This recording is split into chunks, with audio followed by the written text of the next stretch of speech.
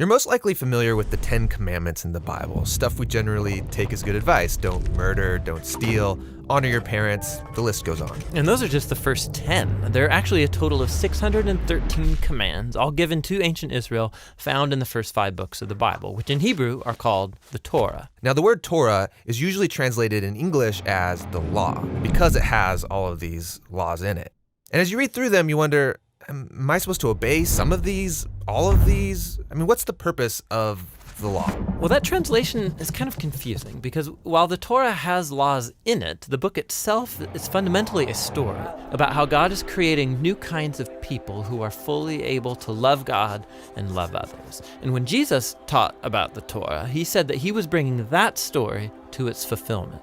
So walk me through the story and how it's fulfilled. So the story begins with God creating humanity who rebels. And God chooses Abraham to bless all of the nations through his family, who end up in slavery down in Egypt, and so God rescues them. Then at Mount Sinai, God makes a covenant with Israel, like an agreement. And all of the laws that Moses gives to Israel are the terms of that agreement. They're like a constitution. And so some of the laws, they're about rituals and customs that set Israel apart from the nations. Other laws are about social justice or morality. And by following these, Israel would show the other nations what God is like. Okay, so the rest of the Torah is just the complete list of laws that Moses gives Israel? No, the rest of the Torah just continues the story. And the 613 commands are only a selection from that original constitution. And even these have been broken up and placed at strategic points within the story. Now pay attention, because you'll see a really clear pattern. Moses gives the first laws to Israel. Yeah, don't worship other gods, don't make idols. And then right after that, there's a story of Israel breaking those very laws. Yeah, they worship the golden calf. And so Moses gives some more laws, and then you get more stories of rebellion. Some more laws, rebellion again, some more laws, more rebellion, and you start to see the point. Right, no matter how many laws, they're just going to continue to rebel.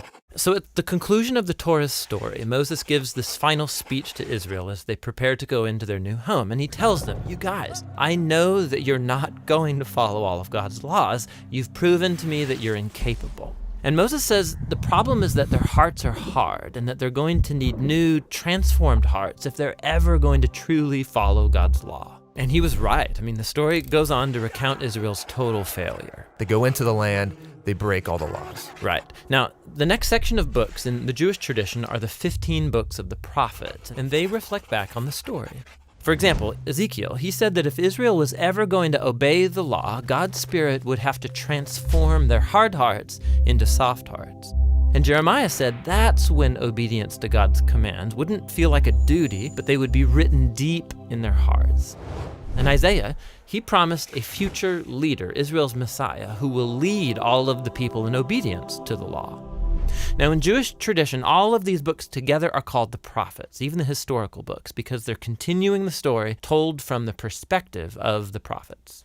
Okay, so we have the law and the prophets, and they're telling one connected story about God's desire to bless the whole world through a people, Israel, who it turns out needs a new heart. Yes, and Jesus saw himself as continuing that story.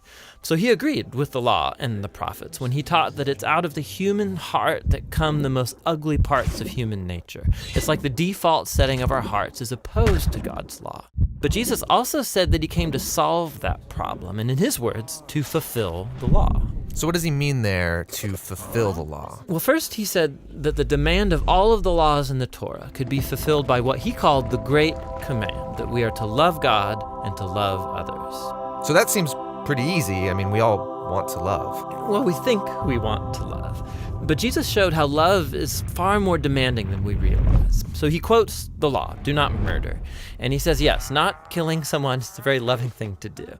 But then he also says that when you treat someone with disrespect or when you nurse resentment against them, you're also violating God's moral ideal because you're not treating that person with love. And so Jesus said true love ought to extend even to our own enemies. So even though this command seems very simple, Jesus showed how our hearts are not currently equipped to fulfill even this basic command of God to love others. And that's kind of a downer. But where Israel failed, Jesus brought this story to its fulfillment. As Israel's Messiah, he fully loved God and others, and he showed all of the nations what God is truly like.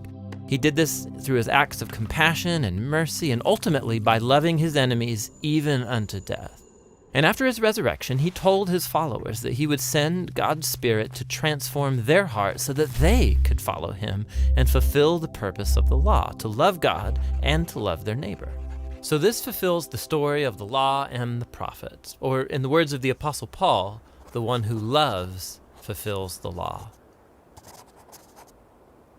This video was made possible by over 1,300 people who chipped in, and most of those are monthly givers to the Bible Project. Thank you guys so much. We make a lot of videos like this one that trace a biblical theme from the beginning to the end of Scripture. We're also making videos about every book of the Bible, helping you learn about its design and overall message. We're committed to keeping these videos free, and we're able to do that because of your support. If you want to see more videos or other resources we have, go to jointhebibleproject.com.